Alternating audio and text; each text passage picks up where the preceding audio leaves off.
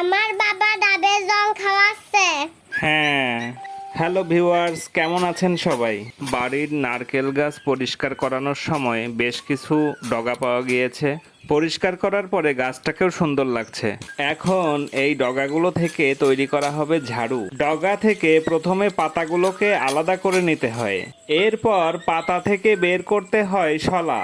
শলাগুলোকে রোদে শুকিয়ে নিতে হয়, তারপর সেই শলা একসাথে করে ঝাড়ু তৈরি করা হয়।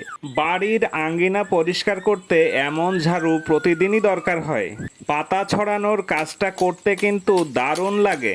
গাছ পরিষ্কার করানোর সময় নারকেলগুলো পেরে ফেলা হলো, যদিও এখনো পুরোপুরি নারকেল হতে পারেনি, ডাবের মতোই দেখতে লাগছে। নারকেলগুলো ঝুনো হতে আরও কিছুদিন সময় লাগতো। আমাদের টুসু দাঁড়িয়ে দাঁড়িয়ে দেখছিল। ওকে বললাম, কটা হয়েছে গুনে দেখো দেখি।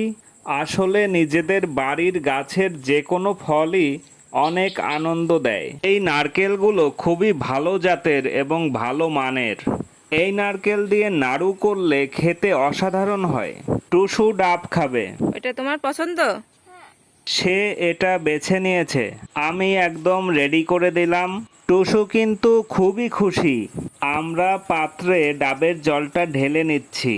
অনেকটা জল হয়েছে। পড়ছে তো পড়ছেই, কতক্ষণ ধরে পড়ছে। টুসু আনন্দিত। ঝর্ণার মতন চান করতেছি। টুসু বলছে এটা ঝর্ণার মতো। শব্দটা তো দারুণ। আর খুব সুন্দর একটা ঘ্রাণ। মনে হচ্ছে ঝর্ণার মতন চান করতেছি, আর চান করে উঠছে পুরো। সত্যিই উপভোগ্য। ওয়াও,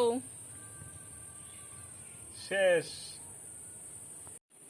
রংটা ঘোলা কিন্তু পুষ্টি উপাদানে ভরপুর। টুসু এখন ডাবের জলের স্বাদ নিচ্ছে। টুসু অনেক পছন্দ করে ডাবের জল খেতে। ওর বাবা ওকে খাওয়াই দিচ্ছে। এতক্ষণ আমাদের সাথে থাকার জন্য অসংখ্য ধন্যবাদ।